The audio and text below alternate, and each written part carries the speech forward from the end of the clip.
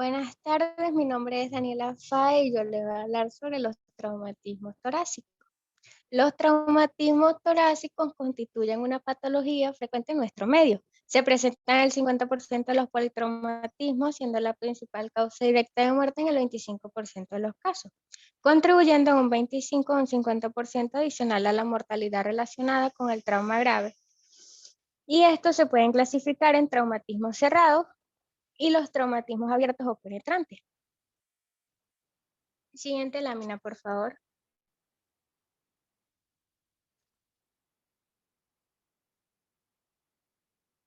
Ahora bien, en los traumáticos de la pared torácica, las fracturas costales se encuentran presentes en más del 40% de todos los traumatismos torácicos, siendo los accidentes de tráfico la causa más común, seguido de las caídas accidentales en población de avanzada, y los arcos costales más afectados son del tercero al noveno. El tórax inestable consiste en el movimiento paradójico de un segmento de la pared torácica secundario a múltiples fracturas costales consecutivas con dos o más focos de fractura. Se producen traumas torácicos graves y se asocia, entre otras lesiones, a contusión pulmonar.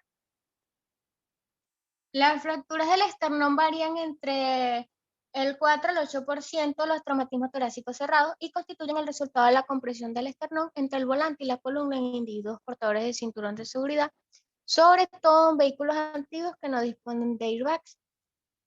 Su aparición debe hacer pensar en posibles lesiones asociadas fundamentalmente con la contusión miocárdica. Las fracturas de la escápula son menos frecuentes, el 1% de todas las fracturas, y se requiere la aplicación de una gran fuerza para su producción, por lo que más del 90% se asocian a otras lesiones, incluyendo contusión pulmonar, neumotórax y fracturas costales. La anamnesis, exploración física y las pruebas complementarias. En primer lugar, se realizará una anamnesis dirigida a conocer el mecanismo lesional, es decir, el impacto de la alta energía, caídas de gran altura o deceleración brusca, a fin de determinar si el paciente tiene alto riesgo de presentar lesiones intratorácicas asociadas a la exploración. Los signos que deben hacer sospechar la lesión intratorácica o intraabdominal son la taquipnea de uso de musculatura accesoria, el movimiento paradójico de un segmento de la pared torácica, la inestabilidad hemodinámica, las marcas del cinturón de seguridad cruzando las paredes torácica o abdominal, el dolor, la deformidad o depresión del esternón o de múltiples segmentos costales, el dolor abdominal o signos de irritación peritoneal. Y ante cualquiera de estos hallazgos se requiere la estabilización del paciente y la realización de pruebas de imagen, pudiendo comenzar tanto en el paciente inestable como en el estable por la exploración ecográfica para identificar lesiones potencialmente mortales, como lo es el taponamiento cardíaco o el neumotórax. En pacientes estables con dolor torácico y disnea estará indicada la radiografía de tórax posterior anterior y lateral con radiografías de la perilla costal, posterior anterior y oblicua. En casos en los que no se puede determinar el mecanismo lesional o se sospecha impacto de alta energía, se realizará directamente tomografía computarizada torácica, el electrocardiograma se realizará en todos los pacientes con traumatismo torácico cerrado. En el tratamiento y la ubicación del paciente en casos de simple contusión costal o menos de 2 fracturas costales no desplazadas, el paciente puede ser dado de alta con tratamiento analgésico, y en pacientes con múltiples fracturas costales, mayor de 3, ancianos, tórax inestable, fractura esternal o fractura escapular, se requiere ingreso en una unidad especializada dado el alto riesgo de complicaciones como contusión pulmonar, alteración de la mecánica pulmonar con necesidad de ventilación mecánica, entre otros. Siguiente lámina, por favor. En los traumas intratorácicos tenemos que la evaluación primaria del paciente con trauma torácico cerrado se puede realizar siguiendo la sistemática del protocolo del soporte vital avanzado para traumas, con una evaluación primaria y secundaria. En caso de cualquier paciente inestable o con lesiones graves identificables en una primera inspección, ya sea un tórax inestable, graves heridas abiertas, entre otras, debe conducir a la búsqueda y al tratamiento de lesiones potencialmente mortales como la lesión aórtica, neumotórax a tensión, hemotórax con sangrado activo, taponamiento cardíaco secundario a lesión miocárdica, lesiones del árbol traqueobronquial, que esta lo desarrollaremos mejor más adelante.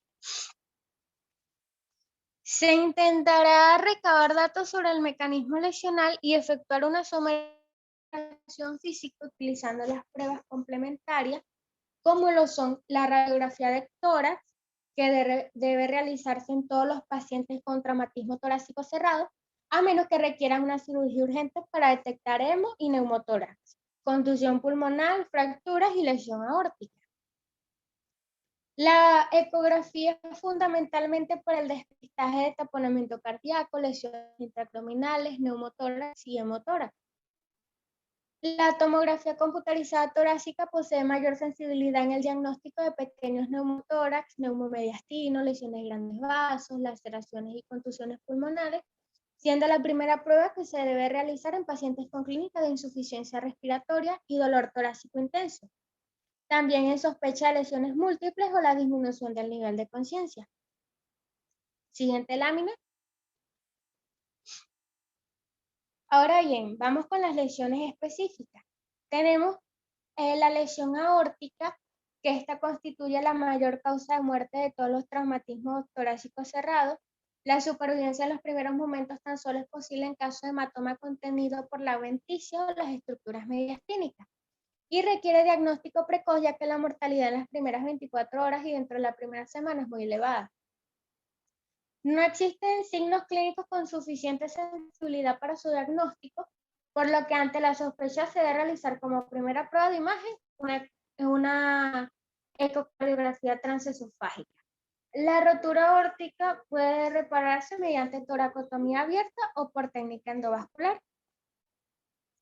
En la contusión miocárdica supone la segunda lesión más frecuente que conduce a la muerte tras un trastorno torácico cerrado. La estructura más vulnerable es la pared del ventrículo derecho y toda su proximidad con el dorso del esternón. La clínica más frecuente incluye hipotensión, dolor centrado torácico y arritmia, llegando al shock cardiogénico en caso de grandes contusiones. Para su diagnóstico debe realizarse seriación de enzimas cardíacas y electrocardiograma, siendo la prueba más específica. En el neumotórax traumático se produce hasta un 20% de los casos de traumas torácicos cerrados. La clínica incluye disnea y dolor torácico. En la exploración se aprecian taquicardia, hipoxia, disminución del murmullo vesicular o timpanismo con la percusión. Dependiendo de la extensión del neumotórax, respecto al diagnóstico, la radiografía de tórax anteroposterior en supino es muy específica. El hemotórax, las lesiones que dan lugar a este, incluyen la ruptura aórtica, la ruptura miocárdica, las lesiones iliares y las lesiones del parénquima pulmonar. Siguiente.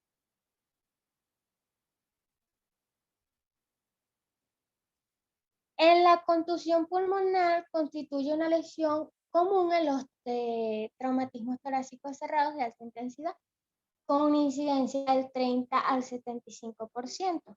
Suele asociarse a otras lesiones contribuyendo a la mortalidad en un 5 a 30% de los casos. La disipación de la energía traumática a través del parénquima causa una combinación de hemorragia intraparenquimatosa, atelectasia y consolidación, que se traduce clínicamente en disnea, taquipnea, cianosis e hipotensión. Las lesiones del árbol traqueobronquial, la mayoría de las paredes mueren en el lugar del accidente y el signo capital de la rotura consiste en la evidencia de la fuga de aire que da lugar a un neumotórax o neumomediastino persistente. La rotura del diafragma, aunque es más frecuente en los traumatismos penetrantes, ocurre hasta un 8% de los casos de traumatismo torácico cerrado, secundarios a un accidente de tráfico. Clínicamente se manifiesta como dolor abdominal, dolor escapulohumeral, referido a disnea, vómitos, disfagia o shock. Siguiente. La rotura esofágica se trata de una lesión en la que se produce por compresión o tracción tras hiperextensión cervical o penetración directa tras fracturas costales. Los signos clínicos incluyen la presencia de sangre en el líquido aspirado tras la colocación de sonda nasogástrica, enfisema subcutáneo cervical o hematoma cervical. Siguiente.